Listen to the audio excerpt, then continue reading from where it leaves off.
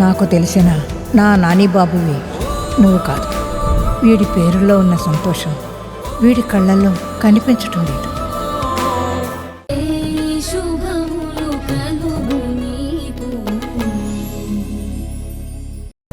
అరుంధతి, నువ్వు ఎలా ఉన్నా నాకు నష్టం లేదు, కానీ నా కూతుళ్ళ జోలికి మాత్రం రావద్దు.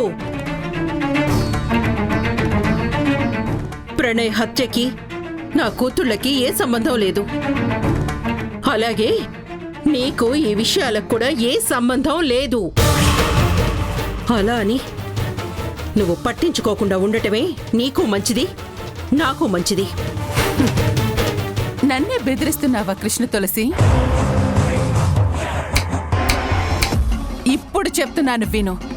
నీ నాశనం చూడగలిగే ఏ సమస్య అయినా నాకు సంబంధించింది. సంబంధం లేకపోయినా నేనందులోకొస్తాను.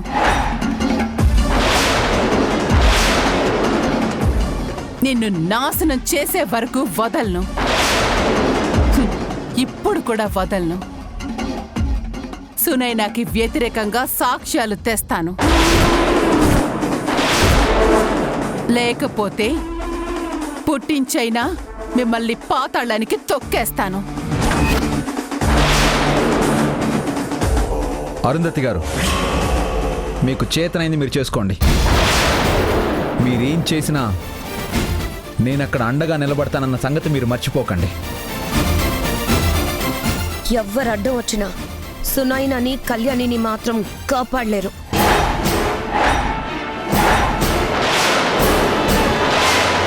ఇది ఫిక్స్. మీరు ఫిక్స్ అయితేనో ఫిక్సింగ్ చేస్తేనో కోర్టులో కేసులు మీకు అనుకూలంగా మారవు. నిజమేంటో అది మాత్రమే కోర్టు తీర్పుని ప్రభావితం చేస్తుంది. నీ తెలివితేటలతో కప్పెడుతున్న నిజాన్ని నేను బయటికి తీయిస్తాను. వికీ, పదండి.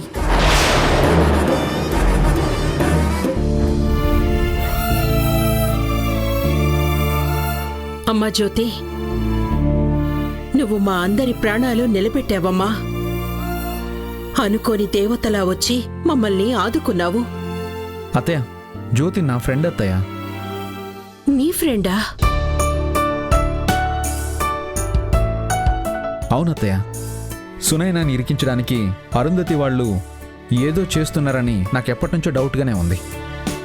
అందుకే నేను ఎవరికీ చెప్పకుండా నిన్న ఈవినింగ్ ఫ్లైట్కి వెళ్ళి జ్యోతిని కలిశాను. నువ్వింత సడన్గా వచ్చావంటే మ్యాటర్ చాలా సీరియస్ అయి ఉంటుంది. అవును, నా భార్య చెల్లెలు చాలా క్రిటికల్ కేసులో ఇరుక్కుంది.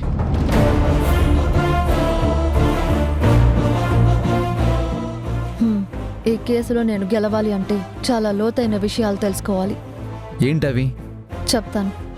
అరుంధతి గారు చాలా బలమైన లాయర్నే పెట్టుంటారు కాబట్టి కేసు చాలా క్రిటికల్గానే ఉంటుంది. అందుకే నాకు కృష్ణమ్మ గారి గురించి బాగా తెలిసిన పర్సన్ నంబర్ కావాలి. ఓకే.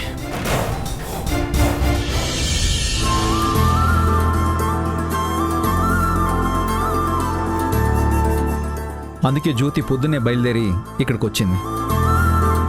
అక్కడ తన కేసులన్నీ పక్కన పెట్టి మరి మన కోసం వచ్చింది.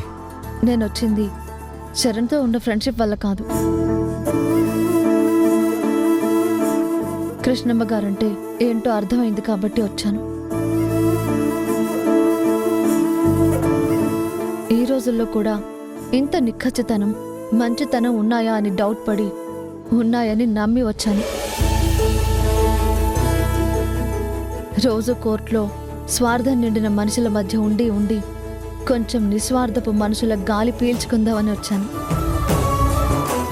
మీరెందుకు వచ్చినా నాకు మాత్రం నా ప్రాణాలు నిలబెట్టారు.